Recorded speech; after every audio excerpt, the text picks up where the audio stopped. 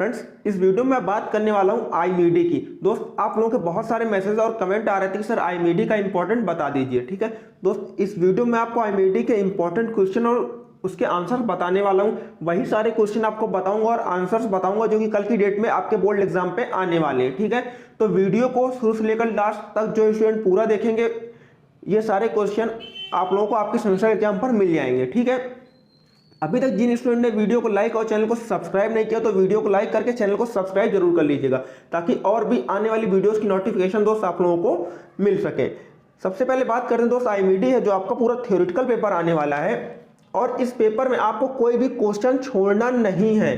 ठीक है, अब मान लीजिए अगर आपको कोई क्वेश्चन नहीं आता है, आप उसे छोड़ देंगे तो आपको नंबर नहीं मिलेगा। तो क्या करना है वो मैं आपको वीडियो के एंड में या फिर अभी बीच में बता दूंगा क्या करना है और कैसे क्या करना होगा। ठीक है, तो सबसे पहले दोस्त वीडियो को स्टार्ट करते हैं। आपका जो उद्यमिता है, उद्यमिता आपका जो चैप्टर है पूरा, इससे 5 नंबर का एक क्वेश्चन तो जरूर बनता ही बनता है। हो सकता है 5 नंबर से ज्यादा कभी पूछा जा सकता है, लेकिन 5 नंबर का एक क्वेश्चन 101% आपके बोर्ड एग्जाम में आएगा। ठीक है, सेमेस्टर एग्जाम में सबसे पहले आपका यही क्वेश्चन बनता है, आपका उद्यमिता क्या है। ठीक है, उद्यमिता किसे कहते हैं तो देख लेते हैं। हमारे देश में पिछड़े, अविकसित तथा ग्रामीण क्षेत्रों में जहां पर उद्योग स्थापित करने के लिए वातावरण तैयार करने के लिए नए एवं अनुभवहीन व्यक्ति द्वारा उद्योग स्थापित करने अथवा किसी नए उद्योग या व्यवसाय को प्रारंभ करने का साहस एवं पराक्रम करना ही उद्यमिता, ठीक है, करना ही क्या कहलाता है आपका उद्यमिता या उद्यमशीलता कहलाता है। कहने को मतलब आपका वो व्यक्ति जो एक प्लांट लगाता है, एक कंपनी यानी एक बिजनेस को स्टार्ट करता है, ठीक है, जिससे कई सारे लोगों को रोजगार मिलता है, जिसके अंदर इतना साहस होता है और लगाता है, वही आपका उद्यमिता कहलाता है। ठीक है, यहां पर दूसरे शब्दों में भी लिखा हुआ है, तो आप लोग पढ़ लीजिएगा। जो इंपॉर्टेंट है वही आपको बता रहा हूं, तो आपका टाइम बिल्कुल भी दोस्त वेस्ट नहीं करने वाला हूं। मेरी तबीयत ना सही होने के कारण मैं वीडियो नहीं बना पा रहा था, लेकिन आप लोगों इतने ज्यादा कमेंट और मैसेज आ रहे थे सर वीडियो बनाकर बता दीजिए, तो मैं आपको बता दे रहा हूं। ठीक है, यही आपका उद्यमी है। अब बात करते हैं जो आपका एक अच्छा उद्यमी, उसके गुण और एवं कार्य का वर्णन कीजिए, उसके अंदर कौन कौन से गुण होने चाहिए। जो आपका एक उद्यमी है वो क्या होना है, आपका परिश्रमी होना चाहिए। ठीक है, परिश्रम करने वाला उद्यमी होना चाहिए, हीन भावना से मुक्त तथा नवीनता का इच्छुक होना चाहिए। हीन भावना से मुक्त होना चाहिए, उसके अंदर कोई भी हीन भावना नहीं होनी चाहिए, नवीनता से मुक्त होना चाहिए, यानी कि नवीनता का इच्छुक होना चाहिए। सुविचार, अच्छे विचार और जोखिम उठाने वाला होना चाहिए, अच्छे विचार वाला होना चाहिए। ठीक है, और जोखिम उठाने से मतलब आपका ये क्या है, रिस्क लेने वाला होना चाहिए। ठीक है, जब आप बिजनेस में रिस्क लेते हैं तभी आपको उसका प्रॉफिट मिलता है। कई बार लॉस भी होता है और प्रॉफिट भी होता है, तो प्रॉफिट के आपके चांसेस ज्यादा होते हैं। आत्मविश्वासी, ठीक है, एवं इच्छा शक्ति से परिपूर्ण, यानी आपका जो है कॉन्फिडेंस वाला होना चाहिए और इच्छा शक्ति से परिपूर्ण होना चाहिए। समय के अनुसार स्वयं को ढालने वाला होना चाहिए, समय के अनुसार स्वयं को ढालने वाला होना चाहिए उद्यमी आपका। सफलता के प्रति पूर्ण आशावादी होना चाहिए। तो ये आपके क्या थे, उद्यमी के गुण दिए गए हुए हैं। और भी यहाँ पर गुण दिए गए हैं, कठिन परिस्थितियों में से जूझने वाला होना चाहिए, चुनौतियों को स्वीकार करने वाला होना चाहिए। जो भी चुनौतियां आएंगी उसके दौरान, तो उसमें क्या करना चाहिए, उसे स्वीकार करना होगा, ऐसा होना चाहिए, उसका डटकर सामना कर सके। समय का मूल्य पहचानने वाला होना चाहिए। तो बहुत सारे इसके गुण दे रखे हो, तो यहाँ पर आप इसके गुण पढ़ सकते हैं। तो आपका क्या है, उद्यमिता, और इसके यहाँ पर गुण हमने आपको बता दी, जो कि 5 नंबर में आपके पूछे जाते हैं बोर्ड एग्जाम में। बहुत बार आपका पूछा गया है क्वेश्चन, कई बार ये पूछ लेता है उद्यमी तथा उसके गुण को बताइए। अब इसके कार्य को भी हम लोग देख लेते हैं, उद्यमी का कार्य क्या होता है। वह अपने व्यवसाय का स्वयं प्रबंधन भी करे तथा निर्णय भी खुद ले। उद्यमी द्वारा बाजार का सर्वेक्षण करके तथा सही वस्तु स्थिति का अध्ययन करके उचित व्यवस्था का चुनाव करना। ठीक है, वह अपने उद्योग या जो आपका प्लांट है के आकार का स्वयं चयन करता है। ठीक है, उसे अपने जो भी उसके उद्योग से लगाना है, प्लांट लगाना है, उसके आकार का क्या करता है, स्वयं ही चयन करता है। अपने प्लांट के लिए स्थल का चयन खुद करता है, जो भी उसे प्लांट लगाना है, जिस प्रकार का उसे बिजनेस करना है, उसके लिए जगह क्या है वो स्वयं ही देखता है। सब उद्यमी के क्या आते हैं, कार्य आते हैं। वह बिक्री की व्यवस्था स्वयं देखता है और ग्राहकों की समस्या स्वयं सुनता है। ठीक है, बिक्री की क्या व्यवस्था स्वयं देखता है और जो ग्राहक हैं उनकी क्या समस्या स्वयं सुनता है। वह सदैव नई खोजों की तलाश में रहता है। जो उद्यमी होता है आपका क्या करता है, सदैव नई खोजों की तलाश में रहता है। तो इसमें और भी सारे दे रखे हैं, आप लोग पढ़ सकते हैं दोस्त। दोस्त जिन स्टूडेंट ने अभी तक वीडियो को लाइक नहीं किया, वीडियो को लाइक और चैनल को सब्सक्राइब जरूर कर लीजिएगा, ठीक है। देखिए उद्यमी की सफलता मुख्य रूप से किन किन कारकों पर निर्भर करती है, तो उसकी बात अब हम लोग कर लेते हैं। देखिए बहुत बड़े बड़े उद्यमियों ने अपने अनुभव के आधार पर उद्यमिता की सफलता के निम्न मुख्य कारकों को बताया है, ठीक है। जैसे आपका फाइनेंशियल मैनेजमेंट, वित्तीय प्रबंधन, उसके बाद आपका दिया गया फंडामेंटल्स एलिमेंट्स ऑफ ऑर्गेनाइजेशन, संगठन के मूल तत्व, अकाउंटिंग यानी लेखन, ठीक है, क्रय तथा विक्रय, आपका जो सेलिंग है और जो परचेज है इसमें भी निर्भर करता है, श्रम शक्ति मैन पावर के ऊपर डिपेंड करता है, प्लानिंग के ऊपर भी डिपेंड करता है। जब आपकी प्लानिंग अच्छी होगी तो जो आपके आगे जो बिजनेस होगा वो अच्छी तरह से आप उसको कर सकते हैं, ठीक है। तो इसमें 1 बाय 1 करके दिया गया हुआ, आप लोग इसको पढ़ सकते हैं दोस्त। इसका पीडीएफ मैं टेलीग्राम चैनल और व्हाट्सएप ग्रुप दोनों पर प्रोवाइड करा दूंगा। अगर अभी तक आपने हमारे टेलीग्राम चैनल और व्हाट्सएप ग्रुप को ज्वाइन नहीं किया है तो वहां से आप ज्वाइन कर सकते हैं दोस्त। अगर आपको टॉप 5 क्वेश्चन की इंपॉर्टेंट वीडियो चाहिए तो आप हमें कमेंट करके जरूर बताइएगा, ताकि हम आप लोगों के लिए टॉप 5 क्वेश्चन की इंपॉर्टेंट वीडियो बना दें जो कि आपके बोर्ड एग्जाम में फंसने के पूरे चांसेस होंगे। अब बात करते हैं उद्यमी की सफलता में आने वाली प्रमुख बाधाएं। तो उद्यमी की जो है उसकी सफलता में निम्न बाधाएं आती हैं आपकी, जैसे तकनीकी बाधा, ठीक है, वित्तीय बाधा आती है, संगठनात्मक बाधा, हानि बर्दाश्त करने की क्षमता, ठीक है। कई बार बिजनेस में हानि भी होती है, तो आपका एक उद्यमी ऐसा होना चाहिए जिसमें क्या है वो हानि को बर्दाश्त करने की उसके अंदर क्षमता होनी चाहिए, ठीक है। तो यहाँ पर ये दे रखा है तकनीकी बाधाएं आपकी, वित्तीय बाधाएं और संगठनात्मक बाधाएं, हानि बर्दाश्त करने की बाधा, ये सब आपका दे रखा है। उसके बाद बात करते हैं दोस्त नेक्स्ट क्वेश्चन की, आपका पार्टनरशिप से साझेदारी से आप क्या समझते हैं, ठीक है। पार्टनरशिप का ये क्वेश्चन आपके बोर्ड एग्जाम में कई बार दोस्त पूछा जा चुका है, तो आप लोगों को पता होगा पार्टनरशिप क्या होती है, ठीक है। देख लीजिए मैं आपको बता देता हूं एक बार, कम से कम 2 या 2 से अधिक व्यक्तियों के द्वारा व्यवसाय स्थापित किया जाता है तो इसे साझेदारी कहते हैं, ठीक है। कई बार पार्टनरशिप में पूछा जा चुका है आपका क्वेश्चन, ठीक है। एकल साझेदारी और आपका जो पार्टनरशिप, इसमें डिफरेंस भी पूछे जा चुके हैं। आपका पार्टनरशिप क्या है, कम से कम 2 या 2 से अधिक व्यक्तियों के द्वारा व्यवसाय स्थापित किया जाता है, इसे साझेदारी कहते हैं। इसके अंतर्गत सभी साझेदार अपनी स्वतंत्र इच्छा और पूर्ण हो में किसी व्यापार को या व्यवसाय को कानूनी रूप से चलाने के लिए अपना स्वामित्व का अधिकार प्राप्त किया जाता है तथा उस व्यवसाय में होने वाले सामूहिक लाभ को प्राप्त करने के लिए अपनी अपनी निजी संपत्ति, धन, श्रम तथा कुशलता का समूह प्रयोग किया जाता है, ठीक है। देखिए साझेदारी आपकी क्या सिंपल भाषा में क्या है, कोई भी बिजनेस को स्टार्ट करने के लिए अगर कोई जिसके पास ज्यादा पैसा है तो वो सिंगल व्यक्ति बिजनेस को स्टार्ट कर सकता है, ठीक है, अपना पूरा पैसा लगाकर। लेकिन साझेदारी में क्या होता है, 2 या 2 से अधिक लोग क्या करते हैं, बिजनेस को स्टार्ट करते हैं और सभी अपना बराबर का पैसा लगाते हैं। जैसे आप लोगों को पता है कि हीरो होंडा जो आपकी कंपनी थी पहले किसमें थी, पार्टनरशिप में थी, जो कि अब अलग हो गई है आज की डेट में, ठीक है। जो भी उसमें लाभ वगैरह होता है तो सब जितने भी उसके पार्टनर से आपस में आधा आधा करके बांट लेते हैं, ठीक है। जो भी हानि होगी उन सबको बराबर करके बांटना होता है, यही आपकी पार्टनरशिप कहलाती है। इसको आप बहुत अच्छे से लिख सकते हैं, ठीक है। अब बात करते हैं दोस्त पार्टनरशिप को, मैंने आपको बता दिया, ठीक है। आप इसको और अच्छे से पढ़ना चाहें तो पढ़ सकते हैं। अब आपकी जो साझेदारी होती है, पार्टनरशिप होती है, 2 प्रकार से बनाई जा सकती है, ठीक है, मौखिक अनुबंधन और लिखित अनुबंधन के द्वारा, ठीक है। तो मौखिक अनुबंधन आपकी पार्टनरशिप क्या होती है और लिखित अनुबंधन के द्वारा। मौखिक अनुबंधन आपकी पार्टनरशिप वो होती है जिसमें किसी भी दस्तावेज में मतलब कि लिखित रूप में नहीं होता है कि हाँ इन्होंने इतना पैसा दिया, इन्होंने इतना दिया है, और लिखित में क्या होता है आपका एक चीज लिखित में होती है, ठीक है। यही आपकी क्या है, मौखिक अनुबंधन पार्टनरशिप है और ये आपकी लिखित अनुबंधन पार्टनरशिप है। अब बात करते हैं जो आपकी साझेदारी के लाभ तथा हानि है, तो इसको भी आप एक बार देख लीजिए। साझेदारी जो आपका है, साझेदारी प्रथा को बिना किसी वैधानिक कार्यवाही के प्रारंभ किया जा सकता है तथा रजिस्ट्री एवं स्टाम्प, जो आपके रजिस्ट्री और स्टाम्प के भारी खर्चों की आवश्यकता नहीं होती है, ठीक है। यह एक लचीला संगठन है, ठीक है। ये आपकी इसमें इसके एडवांटेज दे रखे हैं और डिसएडवांटेज दे रखे हैं। इसमें अलग अलग योग्यताओं के व्यक्तियों को शामिल होने के कारण व्यापारिक कुशलता बढ़ जाती। कहने का मतलब जब आप पार्टनरशिप करते हैं तो जो आप मान लीजिए आप लोगों ने 4 के साथ पार्टनरशिप की, तो हर व्यक्ति के पास एक अपनी अलग स्किल होती है, ठीक है। तो जब सभी की स्किल मिल जाती है तो क्या होता है, उसमें कुशलता बढ़ जाती है, ठीक है। इसमें सोचने के लिए तथा निर्णय लेने के लिए कई सदस्य होते हैं, इसलिए व्यापार का प्रबंध अच्छी तरह से हो सकता है। कोई भी निर्णय लेना होता है किसी भी प्रकार का, तो जितने भी उसके पार्टनर हैं सब मिलकर आपस में लेते हैं, ठीक है। साझेदारी में सभी व्यक्तियों द्वारा जितना अधिक से अधिक परिश्रम किया जाएगा उतना ही अधिक साझेदारों को क्या होता है, लाभ प्राप्त होता है, ठीक है। अब इसकी हानि क्या है, ठीक है। तो कहने का मतलब इसमें जो इसकी हानि होगी देख लीजिए, वो बता देते हैं। सबसे पहले इसमें हानि ये आपकी होने वाली है, इसमें निर्णय लेने में पार्टनरशिप में बहुत ज्यादा टाइम लगता है, ठीक है।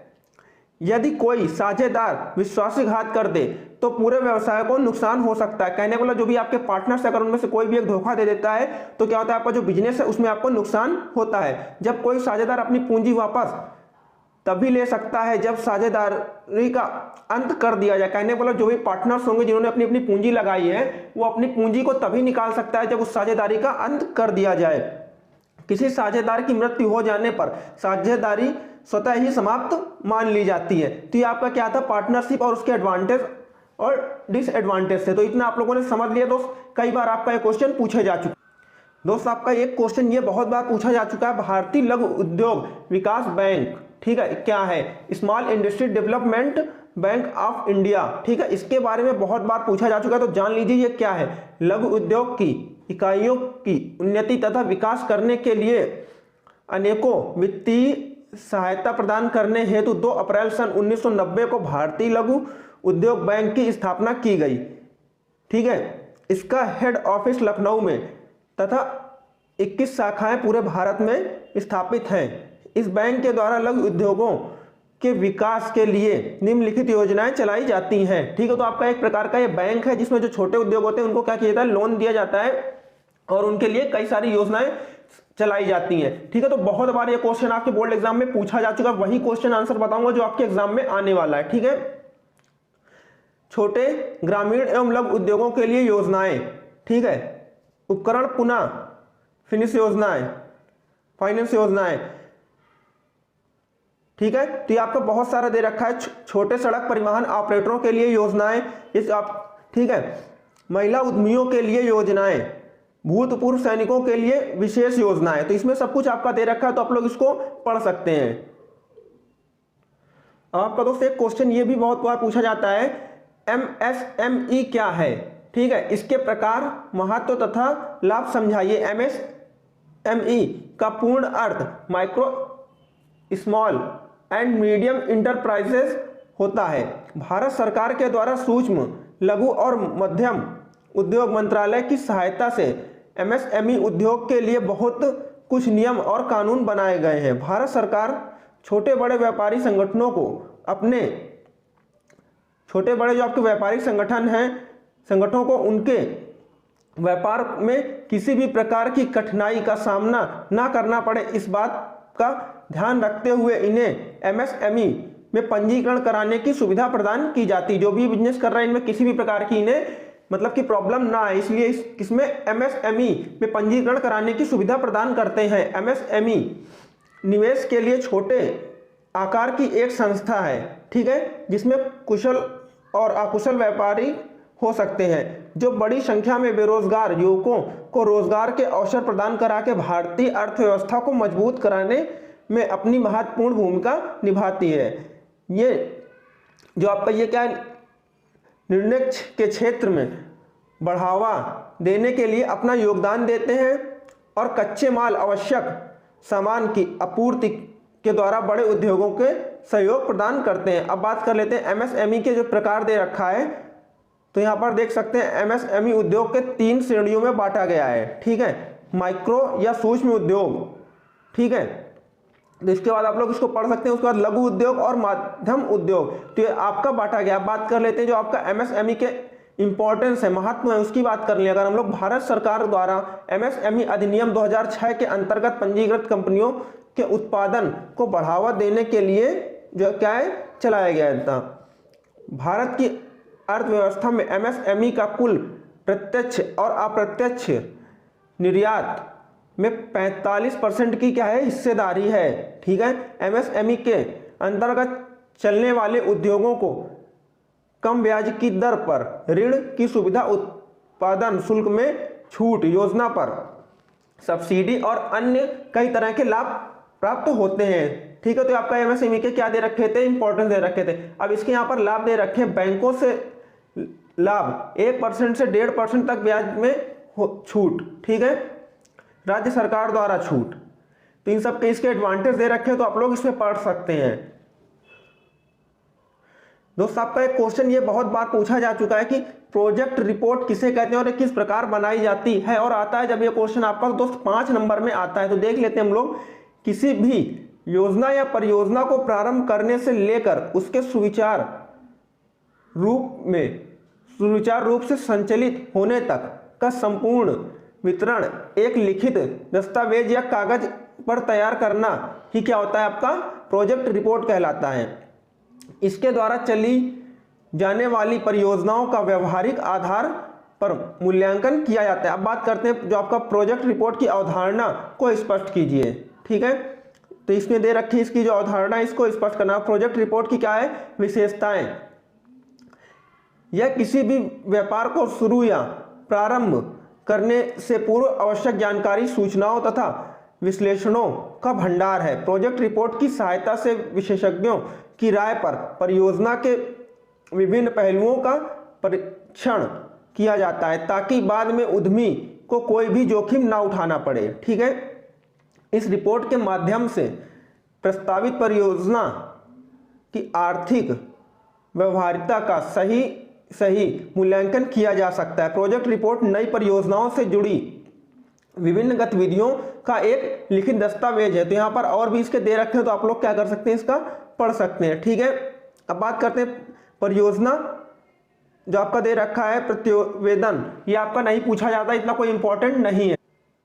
दोस्त आपका प्रबंध जो आपका मैनेजमेंट चैप्टर है प्रबंध, उससे आपका ये क्वेश्चन बहुत बनते हैं। आपका प्रबंध क्या है, ठीक है, संगठन क्या है, ठीक है। तो आपको बताना है इसके प्रबंध के कार्य और प्रबंध की विशेषताएं, सब बहुत बार आपका पूछा जा चुका है, ठीक है। तो इसको पूरा शुरू से लेकर लास्ट तक वीडियो को जरूर देख लीजिएगा। प्रबंध के बारे में एक बार जरूर पढ़िएगा। प्रबंध हो गया आपका, संगठन हो गया, संगठन के प्रकार हो गए, ठीक है। दोस्तों आप लोगों को क्या करना है, प्रबंध को पढ़ लेना है, ठीक है। प्रबंध की डिफिनीशन, प्रबंध के कार्य बहुत बार पूछे जा चुके हैं। प्रबंध, संगठन, इनमें कई बार डिफरेंस भी पूछा जा चुका है, इनमें अंतर क्या है। तो 5 नंबर में आपका ये 100% आपका क्वेश्चन दोस्त आने वाला है, तो इसको जरूर एक बार पढ़ लीजिएगा, ठीक है। इसकी पीडीएफ हम टेलीग्राम चैनल पर प्रोवाइड करा देंगे और व्हाट्सएप ग्रुप पर प्रोवाइड करा देंगे, वहां से आप लोग इसे देख लीजिए। तो यहाँ पर देखिए प्रबंध के कार्य दिए गए। प्रबंध के 2 प्रमुख कार्य हैं। अब प्रबंध के कार्य की बात अगर हम लोग कर ले यहाँ पर, तो उसको देख लेते हैं। जो इसका प्रमुख कार्य है, योजना बनाना, संगठन, नियुक्ति, निर्देशन, ठीक है, नियंत्रण, समन्वय, अभिप्रेरण। तो आपका इसके बाद आगे जो एक मोटिवेशन का चैप्टर है अभिप्रेरण, उससे भी आपका 10 नंबर के क्वेश्चन बनते हैं। अभिप्रेरण आपका क्या होता है, इस तरह से क्वेश्चन आपका बनता है। नेक्स्ट आपका दिया गया यहाँ पर सहायक कार्य, ठीक है। तो सहायक कार्य में भी दिया गया संप्रेषण, निर्णय लेना, ठीक है, ये सब आपका दिया गया है। नया विधान, ठीक है। तो अब बात करते हैं उसके बाद यहाँ पर दिया गया निम्न पर संक्षिप्त टिप्पणी लिखने के लिए दिया गया आपका। तो ऑर्गेनाइजेशन यानी संगठन के बारे में बहुत बार पूछा जा चुका है, तो संगठन को बिल्कुल भी मतलब कि इग्नोर मत कीजिएगा, संगठन को एक बार जरूर पढ़ लीजिएगा, ठीक है। और आपका जो एबीसी विश्लेषण है, ठीक है, एबीसी विश्लेषण, मार्केट सर्वे, वर्क कल्चर, ठीक है। तो ये सारे क्वेश्चन आपके वही हैं जो एग्जाम में आपके आने वाले हैं। कुछ पर टिप्पणी लिखने के लिए आ जाता है just in time, trademark, pattern आपका, ठीक है। एक नेता के अंदर कौन कौन से गुण होने चाहिए, नियोजन की प्रक्रिया, ठीक है। ये सब आपके कई बार दोस्त पूछे जा चुके हैं, ठीक है। अब यहां पर दोस्त देख लीजिए संगठन की संरचना, उदाहरण सहित समझाइए। डॉक्टर विलियम आर स्प्रिंग के अनुसार संगठन वह तंत्र है जो किसी प्रशासन एवं प्रबंधन के बीच में क्या समन्वय स्थापित करता है, क्या कहलाता है, आपका संगठन कहलाता है, ठीक है। अब यहाँ पर आपका दूसरे वैज्ञानिक ओलिवर शेल्डन के अनुसार प्रशासन द्वारा निर्धारित नीतियों एवं उद्देश्यों को क्रियान्वित करने के लिए प्रबंधन जिस तंत्र का प्रयोग करता है उसे हम लोग क्या कहते हैं, संगठन कहते हैं। संगठन की यहाँ पर विशेषताएं दी गई हैं, तो उनकी विशेषताओं को भी हम लोग क्या करते हैं, देख लेते हैं। देखिए, संगठन की जो विशेषताएं हैं, श्रमिकों अथवा कर्मचारियों के मध्य उत्पन्न वाद विवाद को क्या करना है, सुलझाता है संगठन आपका। संगठन के द्वारा उत्पादन के विभिन्न साधनों में समन्वय स्थापित किया जाता है। यह एक सरल संचार व्यवस्था है और प्रबंधकों की मदद करता है। संगठन द्वारा क्रियाओं का सही एवं योग्यता के अनुसार संचालन किया जाता है। ठीक है, कई बार आपका संगठन हो गया, प्रशासन हो गया, प्रबंधन हो गया, इन तीनों में डिफरेंस पूछे जा चुके हैं एक साथ 5 नंबर पे, तो इस बात को फोकस जरूर कर लीजिएगा।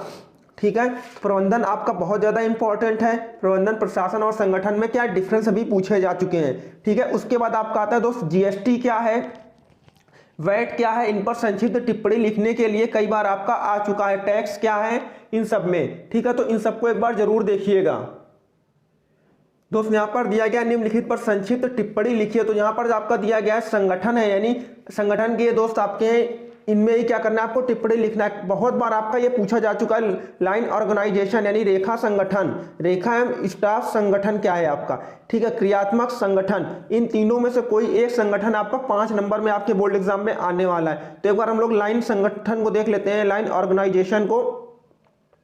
यह सबसे पुराना संरचनात्मक ढांचा है। इस प्रकार के संगठन में अधिकारों की रेखा सीधी सर्वोच्च अधिकारियों से निम्न स्तर के कर्मचारी की ओर चलती है।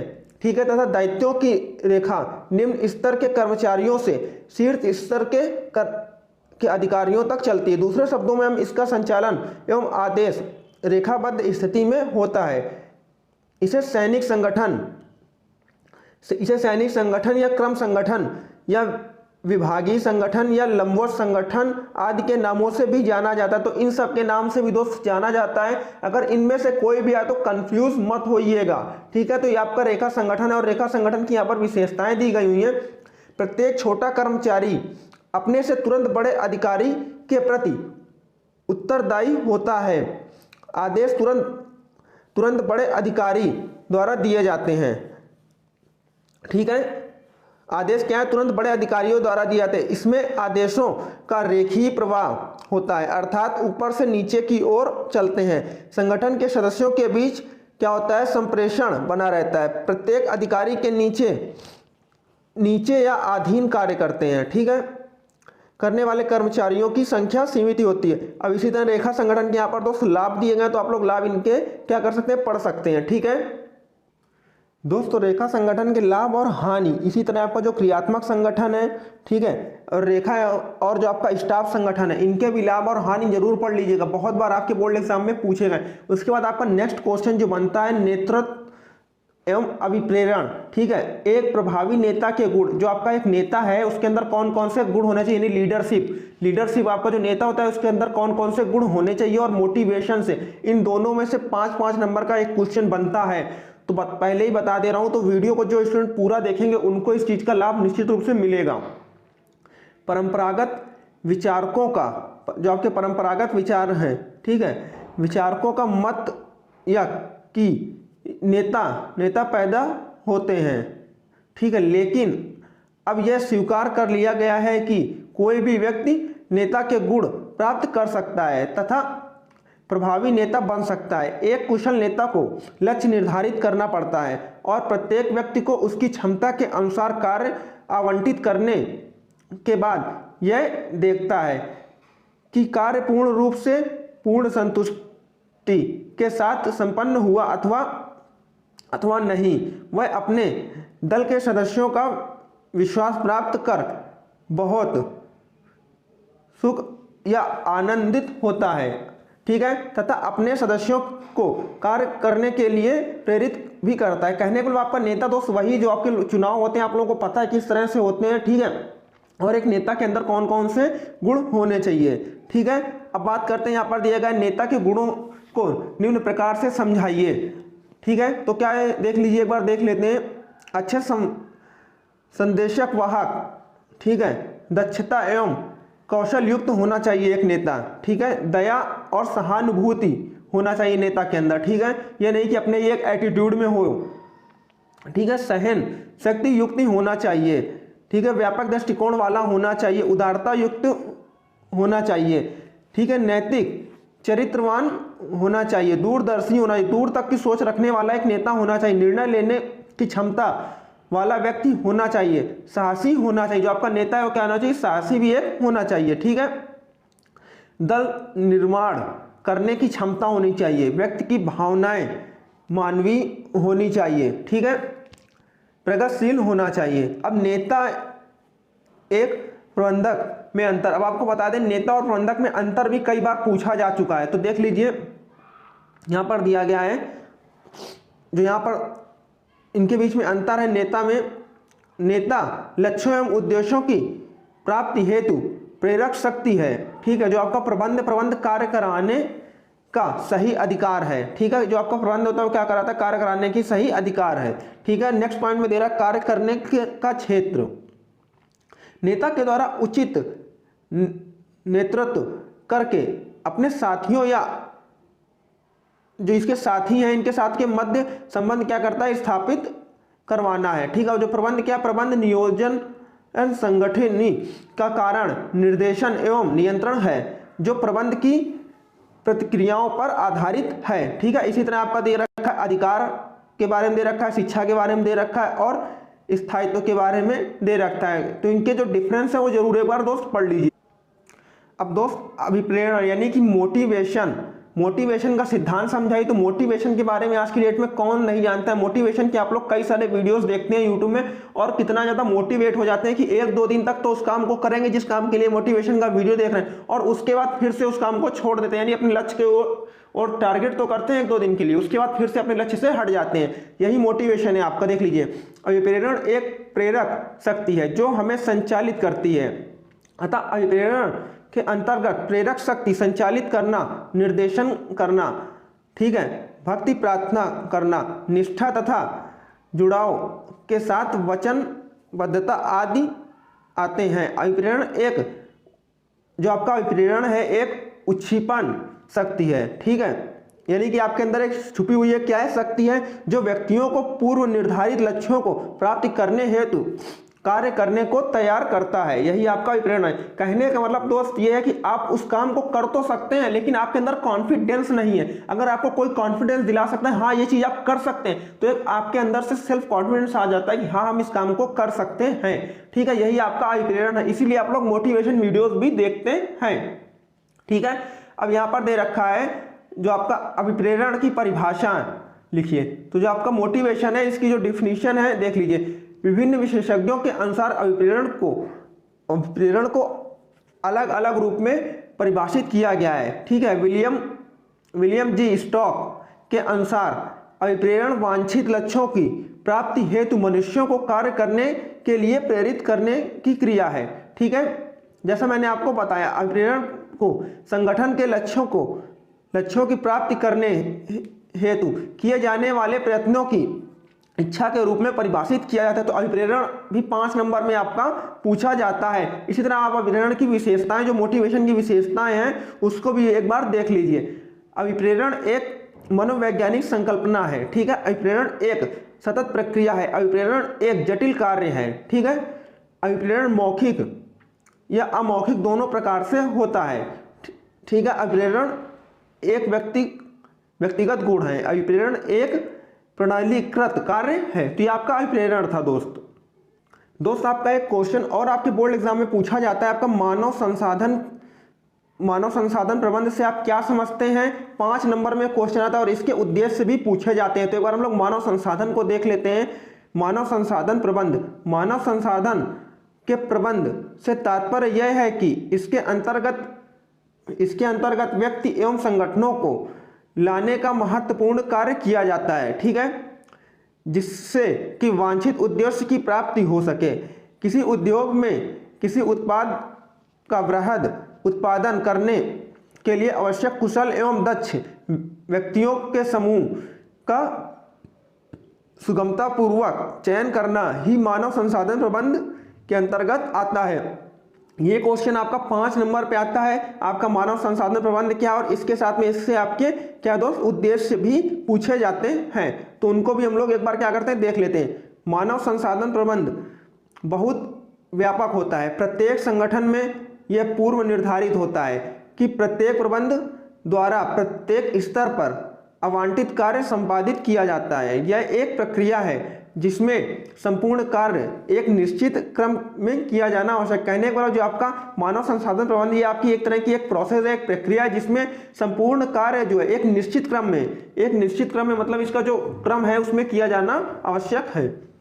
यह मानव संसाधन कार्यात्मक प्रबंधों द्वारा संपन्न किया जाने वाली सशक्त प्रक्रिया है। यह समस्त प्रकार के संसाधनों का उचित उपयोग कराने में सहायता करती। तो ये आपका दोस्त 5 नंबर में पूछा जाता है, मानव संसाधन प्रबंध क्या है, उसके उद्देश्यों की बताइए। ठीक है, तो नेक्स्ट क्वेश्चन की हम लोग बात कर लेते हैं।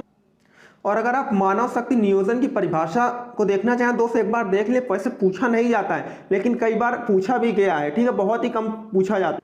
आपका दोस्त नेक्स्ट क्वेश्चन है जो पूछा जाता है, भर्ती तथा चयन को परिभाषित कीजिए। ठीक है, कई बार भर्ती और चयन के बीच में डिफरेंस भी पूछा गया है, तो देख लीजिए। कर्मचारियों की भर्ती का तात्पर्य उस व्यवस्था से है जो कि उपक्रम या उद्योग या संस्था में आवश्यक कर्मचारियों का चुनाव करने के लिए काम में लाई जाती है। ठीक है, व्यावसायिक उपक्रमों में आए दिन विभिन्न प्रकार के कार्यों के लिए कर्मचारियों की नियुक्ति की आवश्यकता होती है। इसकी पूर्ति के लिए बाहरी व्यक्तियों की भर्ती की जाती है। ठीक है, कहने का मतलब जो आपके उद्योग वगैरह होते हैं जिनमें व्यावसायिक उपक्रम में आए हुए दिन विभिन्न प्रकार के कार्यों के लिए कर्मचारियों क्या होती है, नियुक्त होती है, उनकी आवश्यकता होती है तो नियुक्त की जाती है। ठीक है, यही आपका क्या कहलाती है दोस्त, भर्ती कहलाती है। अब इसी तरह हम लोग दोस्त चयन की बात करेंगे। आपका चयन क्या है और उसके बाद इसमें डिफरेंस भी पूछा जा चुका भर्ती और चयन में। कर्मचारियों का चयन कराना वास्तव में एक निर्णय संबंधी प्रक्रिया है, अतः इस संबंध में निर्णय लेते समय अत्यंत सावधानी से कार्य करना चाहिए। चयन एक जो आपका चयन है विभेदात्मक क्रिया कही जा सकती है, जिसमें योग्य कर्मचारियों को तो नियुक्त कर लिया जाता है और कुछ कर्मचारियों को छोड़ दिया जाता है। चयन आपकी जो प्रक्रिया है इसमें बहुत सारे आपके जो वर्कर्स वगैरह जो भी होते हैं उनकी क्या चयन के लिए बुलाए जाते हैं, जो उसके योग्य होते हैं यानी कुशल होते हैं उनको ही लिया जाता है, उनकी नियुक्ति की जाती है और बाकियों को हटा दिया जाता है। ठीक है, तो ये आपके क्या है, भर्ती मैंने आपको बता दी और चयन बता दिया। ठीक है, तो दोस्त भर्ती और चयन के बीच में मैंने आपसे बताया था कि डिफरेंस बहुत बार पूछा जा चुका है, तो इस डिफरेंस को भी आप लोग देख लेंगे, भर्ती और चयन के बीच में क्या डिफरेंस होता है। ठीक है, और भी जो इंपॉर्टेंट मैं वो आपको बता देता हूं। ठीक है दोस्त, आपका ये क्वेश्चन आपके बोर्ड एग्जाम में 100% आने वाला है। एबीसी विश्लेषण क्या है और 5 नंबर में आपका क्वेश्चन पूछा जाएगा। ठीक है, उसके बाद इसको आपको एक ग्राफ की सहायता से बताना। सबसे पहले हम लोग जान लेते हैं सामग्री नियंत्रण यानी एबीसी विश्लेषण तकनीकी को समझाइए। किसी उद्योग के आकार में जैसे जैसे विस्तार होता जाता है वैसे वैसे आकार कार्य क्षेत्र भी विस्तृत होता जाता है, जिसके परिणाम स्वरूप खरीदे जाने वाले वस्तुओं को भी वृद्धि हो जाती है। ऐसी परिस्थिति में सभी आवश्यक वस्तुओं को एक साथ एक ही समय पर भारी मात्रा में खरीदने के कारण धन आवश्यक जो होता है रूप में रुक हो जाता है जब तक उनका सही से उपयोग ना किया जाए। ठीक है, अतः सामग्री नियंत्रण के लिए एबीसी विश्लेषण तकनीकी के द्वारा उद्योग में प्रयोग किए जाने वाली सभी वस्तुओं को अनेक क्रय विक्रय मूल्य एवं महत्व के आधार पर पृथक करने में बहुत सहायता मिलती है। यह तकनीकी यह भी स्पष्ट करती है कि जो आपका ये तकनीक है यह भी स्पष्ट करती है कि वस्तु कितनी मूल्यवान है और किस हद तक औद्योगिक संगठन के हित में नियंत्रण या एकत्रित किया जा सकता है। यह आपका एबीसी विश्लेषण का एक चार्ट बना हुआ है दोस्त। यहाँ पर कैटेगरी दी गई हुई है, यहाँ पर कास्ट दी गई और यहाँ पर क्वांटिटी दी गई हुई है। देखिए उच्च मूल्य वाली वस्तु या नग हम लोग बोल सकते हैं। तो जो उच्च मूल्य वाली वस्तु है इसकी जो कास्ट है वो कितनी होती है, 70% होती है, ठीक है। और इसकी जो क्वांटिटी होती है वो बहुत कम होती है, इसे हम लोग 10% ही क्या करते हैं, रखते हैं। और जो आपकी उच्च मूल्य वाली वस्तु होती है इसके हम लोग किस वर्ग में रखते हैं, ए वर्ग में रखते हैं, ठीक है। यही आपका एबीसी विश्लेषण का मतलब, इसे हम लोग ए वर्ग पर रखते हैं। मध्यम मूल्य वाली वस्तुएं, इसका हम लोग क्या करते हैं, इसकी जो कास्ट होती है क्या होती है, 20% होती है केवल। और इसकी जो क्वांटिटी होती है वो हम लोग क्या करते हैं, 20% ही इसकी क्वांटिटी को हम लोग खरीदते हैं। निम्न मूल्य वाली वस्तुएं बहुत ही आपकी सस्ती होती हैं। सबसे महंगी आपकी उच्च मूल्य वाली वस्तु यानी जो ए में रखी जाती है, और जो आपकी मध्यम मूल्य वाली थोड़ा ए से सस्ती होती है उन्हें हम बी वर्ग में रखते हैं। और जो निम्न मूल्य वाली वस्तुएं होती हैं इनका भी हम लोग क्या करते हैं, जो कास्ट होती है इनकी बहुत सस्ती होती है, 10% ही होती है, ठीक है। तो इनको हम लोग क्या करते हैं, अधिक मात्रा में खरीद कर रखते हैं, ठीक है। तो ये आपके सबसे लो क्वालिटी की होती है, तो इसे हम लोग सी वर्ग में रखते हैं। और इसी तरह आपका एबीसी विश्लेषण आपको अलग से डाल के लिखना है, वो कैसे मैं आपको दिखा देता हूं आगे, ठीक है। दोस्त अभी तक जिन स्टूडेंट ने वीडियो को लाइक और चैनल को सब्सक्राइब नहीं किया तो वीडियो को लाइक और चैनल को सब्सक्राइब कर दीजिएगा। अब यहाँ पर दोस्त ए नग के बारे में यहाँ पर लिखा गया है, इसी तरह आपका इसमें यहाँ पर बी के बारे में दिया गया और नीचे यहाँ पर आपका सी के बारे में दिया गया, तो आप लोग पढ़ सकते हैं। देखिए जैसे सी में आपका बताया गया है, इसके अंतर्गत निम्न स्तर की वस्तुएं आती हैं तथा इसके भंडारण एवं नियंत्रण में सामान्य सावधानी ही बरतनी होती है। इन नगों की कुल मात्रा लगभग 70% होती है तथा इन नगों की जो कुल लागत होती है वो 10%। जैसे मैंने आपको बताया इनकी जो क्वांटिटी होती है, क्वांटिटी तो अधिक होती है, जो इनमें पैसा लगाया गया होता है वो बहुत ही कम होता है, 10% ही। और सबसे लो कॉस्ट की ये होती है आपकी सी आइटम, ठीक है। तो आपको समझ में आ गया। 5 नंबर में आपका ये क्वेश्चन बहुत बार पूछा जा चुका है, एबीसी विश्लेषण। इसी के साथ आपका ट्रेडमार्क हो गया, आपका पेटेंट हो गया, जस्ट इन टाइम हो गया, ठीक है। ये सारे क्वेश्चन आपका लास्ट में आएंगे 5 नंबर में आपका, ठीक है। जो आपका क्वेश्चन नंबर 5 होगा उसमें आएंगे, इनमें टिप्पणी लिखने के लिए आपसे पूछा जाएगा, देख लीजिएगा आप लोग। उसके बाद दोस्त आपका एबीसी विश्लेषण में ग्राफ भी बनता है, जैसा कि आपको ये ग्राफ पूरा आपको जैसा दे रखा है वैसा ही ग्राफ बनाना है। यहाँ पर जो आपका हम लोग कितनी क्वांटिटी में खरीदते हैं क्या उसका हमें पूरा शो करना है, ठीक है। यहाँ पर आपका दे रखा है, इस तरफ कास्ट दे रखी है, ठीक है। हम लोग जो हमारी ए वर्ग की वस्तु होती है उसे हम लोग कितने परसेंट सेव करते हैं, केवल 10%, ठीक है। इसमें इतना आपका ये 20% और ये आपका 70% दे रखा है। अब बात करते हैं आपका जो EOQ है को उदाहरण सहित समझाइए, बहुत ही इंपॉर्टेंट है आपका दोस्त ये, ठीक है। इकोनॉमिकल ऑर्डर क्वांटिटी, ठीक है, बहुत ज्यादा इंपॉर्टेंट है। मिथ्यावी आदेश मात्रा नगों को खरीदने के लिए दिए गए आदेश की वह मात्रा है जो आपका इन्वेंट्री के प्रबंधन की कुल लागत को न्यूनतम करता है, ठीक है। मात्रा निम्नलिखित सूत्रों से ज्ञात की जाती है। माना इन्वेंट्री आदेश मात्र Q से 0 तक एक समान दर से घटती है, फिर अन्य मात्रा जो है पुनः भर जाती है। यहाँ पर दिया गया हुआ है पुनः माना S उत्पाद की जो आपकी वार्षिक क्या है, खपत है, यानी नगो है, ठीक है। जो आपका C0 दे रखा है, एक आदेश निर्गत कराने की लागत है, इसमें एक नग की लागत है, ठीक है। उसके बाद दे रखा है आपका Q आदेश, जो आपके Q है क्या है, बराबर आदेश मात्राएं नगों में, ठीक है। और I बराबर आपका क्या दे रखा है, प्रति वर्ष एक नग पर दिखाई गई ब्याज दर। तो 5 नंबर पे आपका क्वेश्चन बहुत बार पूछा जाता है EOQ, और इसका यहाँ पर ये फार्मूला दिया गया, तो इसी तरह आपको पूरा फार्मूला बताना है और इसका बताना है जैसा मैंने आपको बताया है। इसका डायग्राम भी यहाँ पर दोस्त बना हुआ है, तो डायग्राम भी आपको बनाना। दोस्त आपका एक क्वेश्चन बहुत पूछा जाता है ये कर के बारे में, ठीक है, यानी टैक्स आपका, और इसमें आपका जीएसटी हो गया, वैट हो गया, ये बहुत बार पूछे जा चुके हैं। जीएसटी क्या है, कब लागू हुई थी इंडिया पे, ये सब भी पूछे जाते हैं। तो 5 नंबर पे आपका आता है कर।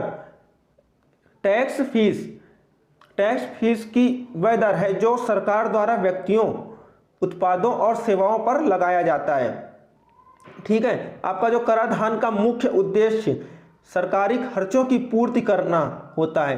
यह कर सरकार द्वारा सार्वजनिक हितों के लिए खर्च किए जाने वाला होता है, ठीक है। करों का यहाँ पर वर्गीकरण दिया गया, तो आपके जो टैक्स है वो 2 प्रकार के होते हैं, एक तो डायरेक्ट टैक्स होता है, एक इनडायरेक्ट टैक्स होता है, यानी प्रत्यक्ष कर, एक अप्रत्यक्ष कर। तो पहले हम लोग जान लेते हैं आपका जो डायरेक्ट कर है उसकी बात कर लें।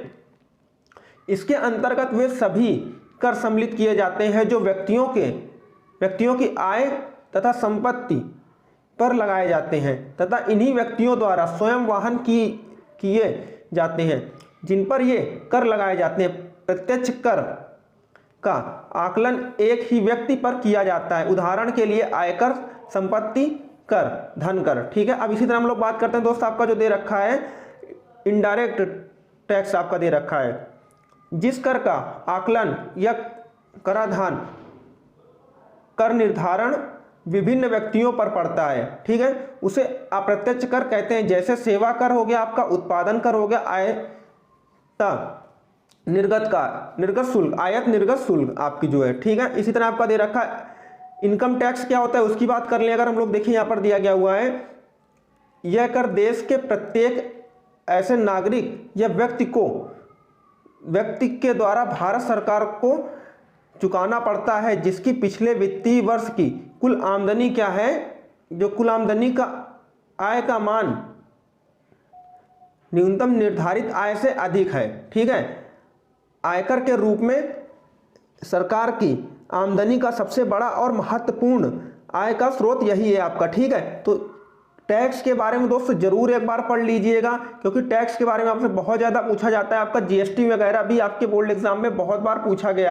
अब दोस्त हम लोग बात करते हैं आपका जीएसटी आपका क्या है। ठीक है, देखिए वस्तु एवं सेवा कर भारत सरकार द्वारा संपूर्ण भारत में वस्तुओं एवं सेवाओं पर लगाए जाने वाला एकल राष्ट्रीय एक समान कर है। ठीक है, इस कर के अंतर्गत पूर्व में निर्धारित वस्तुओं एवं सेवाओं पर केंद्र सरकार एवं राज्य सरकारों द्वारा जो अलग अलग कर लगाए जाते हैं उन सभी को के स्थान पर जीएसटी के रूप में केवल एक कर दिनांक 1 जुलाई 2017 से संपूर्ण भारत में लागू किया गया। तो आपकी जो जीएसटी कब लागू की गई थी, 1 जुलाई 2017 में संपूर्ण भारत में लागू कर दी, और यह आधी रात को आपका लागू हुआ था। यह कर किसी उत्पाद के कच्चे माल के खरीदने से लेकर परिष्कृत उत्पाद को ग्राहक तक पहुंचाने पर लगाया गया है। ठीक है, क्या होता है, लगाया जाता है। प्रस्तावित कर है, इस कर का अंतिम भुगतान उपभोक्ता को करना पड़ता है। जीएसटी में सम्मिलित केंद्र सरकार के जो कर हैं उनको भी देख लेते हैं एक बार। यहां पर आपके दे रखा है केंद्र सरकार के जो जीएसटी में कर है उनकी बात, केंद्रीय उत्पाद शुल्क है। ठीक है, ऐसे बहुत सारे आपका दे रखे हैं, और इसी तरह आप लोगों के राज्य सरकार के भी दे रखे हैं, तो उनको भी मैं आप लोगों को एक बार बता। देखिए यहाँ पर दे रखा है जीएसटी में शामिल राज्य सरकार के कर, जैसे आपका राज्य वैट हो गया, उसके बाद केंद्रीय बिक्री कर हो गया, प्रवेश कर हो गया, मनोरंजन एवं प्रमोद कर। ठीक है, तो कई प्रकार के हो गए, आपके विज्ञापनों का कर हो गया। ठीक है, तो ये सब आपके दे रखे हैं। जीएसटी के अंतर्गत जो आपका दे रखा है दोस्त, निम्नलिखित वस्तुएं शामिल नहीं है, तो उनके बारे में भी यहाँ पर दे रखा है, आप लोग पढ़ सकते हैं। अब जीएसटी के यहाँ पर घटक दिए गए हुए हैं, सीजीएसटी, एसजीएसटी, यूजीएसटी और आईजीएसटी, तो इनके बारे में भी एक बार देख लीजिएगा, नहीं तो इतना जरूर लिख दीजिएगा जीएसटी के जो आपके ये घटक हैं ये दे रखे हैं। इनके बारे में आप अगर पढ़ना चाहें, जीएसटी, सीजीएसटी आपकी क्या होती है, एसजीएसटी क्या होती है, यानी उसके बाद यहाँ पर आपका यूजीएसटी क्या होती है, आईजीएसटी क्या होती है, इन सब के बारे में 1 बाय 1 करके दिया गया हुआ है, तो आप लोग पढ़ सकते हैं। ठीक है, उसके बाद सीमा शुल्क यहाँ पर दिया गया, वो भी आप लोग देख सकते हैं। उसके बाद जीएसटी के लक्षण दिए गए और जीएसटी के लाभ, जीएसटी के लगने के बाद मतलब कौन से लाभ हुए, क्या हुआ, ये सब दिए गए, और जीएसटी की हानियां भी दे रखी हैं, तो जीएसटी के लाभ और हानि भी आप पढ़ सकते हैं। दोस्त जितना बता रहा हूँ उतना अगर आप पढ़ लेते हैं तो ये मान लीजिए आपका आईएमडी का पेपर बहुत अच्छी तरह से होने वाला है, लेकिन उसके लिए आपको वीडियो को पूरा देखना पड़ेगा, तभी ये आपको समझ में आने वाला है। और इसकी पीडीएफ मैं टेलीग्राम चैनल और व्हाट्सएप ग्रुप में प्रोवाइड करा दूंगा। अब देखिए आपका यहाँ पर दिया गया, आपका जो नेक्स्ट चैप्टर है वो है वर्क कल्चर। ठीक है, यानी कार्य संस्कृति किसे कहते हैं, तो कार्य संस्कृति से आपका एक क्वेश्चन ही जरूर बनता है, कार्य संस्कृति किसे कहते हैं। कार्य संस्कृति पूर्वजों द्वारा निर्धारित की गई एक अवधारणा है जो निम्नलिखित बातों का अध्ययन करती है, जैसे आपका हो गया विश्वास हो गया, विचार की प्रक्रिया हो गई। ठीक है, कर्मचारियों का दृष्टिकोण हो गया, विचारधारा और संगठन के सिद्धांत हो गए। तो आपका जो वर्क कल्चर है यानी कार्य संस्कृति बहुत बार पूछा जा चुका है और 5 नंबर में पूछा गया है। तो दोस्त बहुत अच्छे से देखिएगा, यह कार्य संस्कृति है जो कर्मचारियों को एक दूसरे के साथ बातचीत करने को तय करती है और एक संगठन कैसे कार्य करता है। एक आम आदमी की भाषा में कार्य संस्कृति का तात्पर्य कर्मचारियों की कार्य करने की मानसिकता से है, जो संगठन के माहौल को तय करती है। इसी तरह आपका दे रखा है एक स्वस्थ कार्य संस्कृति के लक्षण, इसके लक्षण भी दे रखे हैं, तो लक्षण भी आपको यहाँ पर लिखने पड़ेंगे। कार्य संस्कृति आपको बताना है, उसके बाद इसके जो लक्षण हैं वो आपको बताने पड़ेंगे। एक स्वस्थ कार्य संस्कृति से संतुष्ट कर्मचारी द्वारा बढ़ी हुई उत्पादकता प्राप्त होती है। कर्मचारियों को एक दूसरे के साथ, मतलब कि जो कर्मचारी जो आपके दिए गए यहाँ पर हैं, उनको एक दूसरे के सौहार्दपूर्ण होना चाहिए, अपने साथी कार्यकर्ता का सम्मान करना चाहिए। तो इनके लक्षण दे रखे हैं, आप लोग इसके पढ़ सकते हैं। दोस्तों आपका जो नेक्स्ट चैप्टर लास्ट है, इसमें अकाउंटिंग के बारे में बताएगा। तो अकाउंटिंग से आपका एक क्वेश्चन जरूर बनता है, यही आपका अकाउंटिंग क्या है, लेखन क्या है, और इसका आपको पूरा बनाना पड़ेगा अकाउंटिंग क्या है। उसके बाद इसके जैसे इसमें बना हुआ है वैसे ही आप लोगों को बनाकर बताना पड़ेगा। ठीक है, तो मैंने आपको जैसे बता दिया अकाउंटिंग को पढ़ लीजिएगा। उसी तरह आपका खाता बही क्या है, खतौनी किन नियमों के आधार पर की जाती है, यानी आपकी जो खेत वगैरह की जो रजिस्ट्री है वो किन नियमों के आधार पर की जाती है, तो इसको एक बार जरूर देख लीजिएगा। ठीक है दोस्त, आज की वीडियो में बस इतना ही, जितना बताया अगर आप उतना ही पढ़ लेते हो तो ये मान लीजिए आपके 40 नंबर कहीं नहीं गए। ठीक है, तो बस वीडियो को लाइक और चैनल को सब्सक्राइब कर दीजिएगा अगर वीडियो अच्छा लगा हो। तो मिलते हैं दोस्त नेक्स्ट वीडियो पर।